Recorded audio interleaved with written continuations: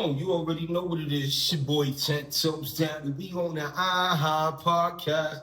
Chirping birds, that mean life is more. Word, I'm gonna dig that joint out, man, so I can share it with y'all, man. I wrote a poem years ago, and it was called Life is More, and it had to do with the birds chirping. You know, I spent 11 years straight in solitary confinement when I was in the penitentiary. And when I used to wake up in the morning and make salat early, the birds always used to chirp, man. And I had one day was laying down and, contemplation, man, and I just, composed some words and put it in a format, man. And I used to sell that joint to people on the regular inside the joint. It's called Life is More. Nevertheless, we gonna get right to it, man. There's still a bunch going on with this Diddy shit, man. In Diddy news, let me say it like that, right? And there's a lot going on, man. Like I had posted earlier this morning, man, they done tried to Tootsie Roll this dude joint. You know what I mean? They done Tootsie Roll this joint. They said Puff shit like 2.5 inches, whatever the case may be. They done Tootsie Roll the man joint, right? They done tarred and feathered him, right? Because they done put all of his personal sexual proclivities out into the stratosphere, into the atmosphere. So everybody knows that Puffy like dudes, nutting all over Cassie, and for her to bring it back into the room and smear it all over his chest. We know about all that freaky shit, right? They done did that to him. They done drugged his children and his mama. They done drugged them into the mud and got them, sitting front and center as they put on this circus, right? These prosecutors, man, 5 of them now, 5 females against the Tootster, right? Because we took away that Diddler name and we gonna call him the Tootster because they saying that they got a Tootsie Roll, right? And so all the shit that they throwing at the boy, right? They showing how, he was stashing and storing, thousands of bottles of baby oil for himself and his friends. You know what I mean? All the antibacterial creams and potions that he had. At least they was over there practicing safe sex. I ain't hear nobody talk about that yet, right? They talk about how the nigga was a crackhead, how he, sniffed, heroin and pop mollies and, you know what I mean? The nigga on some shit that you could inject into his veins, that Michael Jackson type of shit, right? They going ham on the boy Puffy. You see what I'm saying? But then all that they're, putting out there for us to see, with all that they are accusing this man of doing, nothing that they have put out there yet, offered us to look at yet, shows how he commit these crimes that they're accusing him of. You know what I mean? If the man want to do drugs in his own personal time and in his own personal life, that's his business. I mean, it's only illegal if he's outside with it, right? Trying to sell it, right? But they ran into his crib, you know what I mean? And they found that or whatever. But the man is saying he's a user, right? Because if he's a user, you cannot group both in the same and look for the same consequence, because drug addiction is a chemical imbalance, right? That's a clinically proven chemical imbalance. So that's a medical condition if a person is a drug addict. I don't care how glossy or flossy he may look or how he may act. If the dude is addicted to a controlled substance, then that makes him a drug addict, right? Not a drug dealer, because there's no evidence that has been proffered or put before us yet where it says that Puffy was selling drugs to anybody, right? And then when we want to talk about the thing about, was Cassie Weather a willing participant or coerced into playing along, right? I'm going to say it like this, man. Cassie was living a lifestyle that a lot of you women out here wasn't. She was living a lifestyle that a lot of you women dream about. Even a lot of us men dream about. Let me be clear. We don't understand the reality of those trappings because we've never experienced it before, right? We only sit, in our safe places, on our armchairs and then, these types of situations, and we give commentary, right? But in the reality of it all, the lifestyle she was living, the majority of you people out there can only dream about, right? I just put up some posts today. She got on the joint, y'all. Solid gold Audemars. You understand what I'm saying? Full length joints. You know what I mean? She had award shows looking like the princess of the ball, or the belle of the ball, however that term goes, right? She's looking like that. And so what I'm saying is if we saying that she was coerced into this type of lifestyle, how are we speaking to that term coercion, right?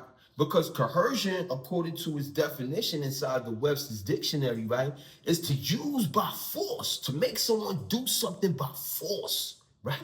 Or manipulation. right? Coercion.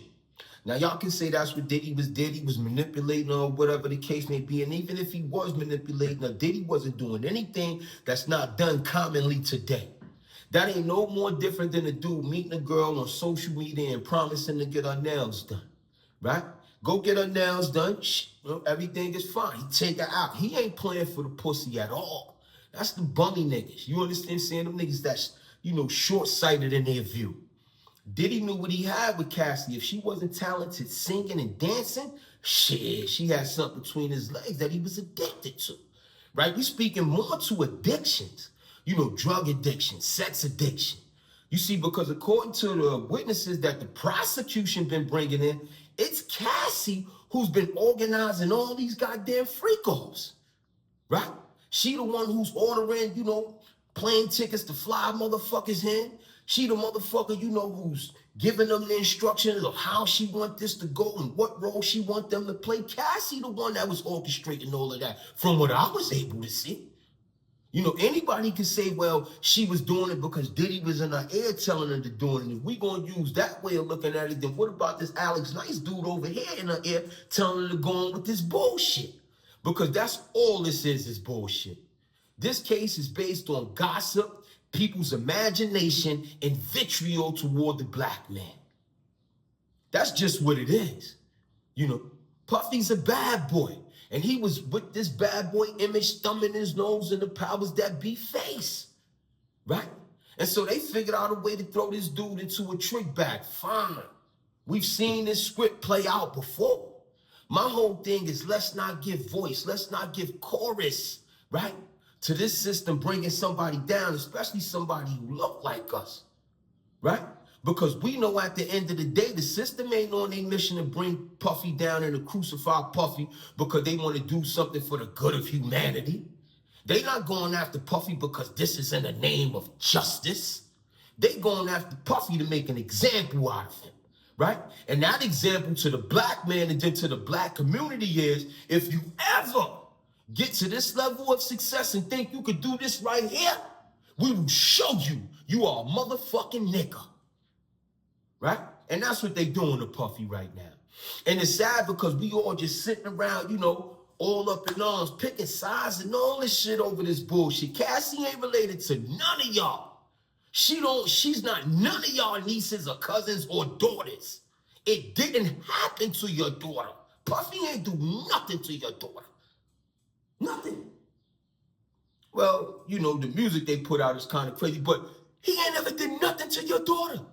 So to project your personal feelings on this dude is totally out of line, totally out of place and misplaced. And it also validates the reason why a lot of you and us should not judge, right?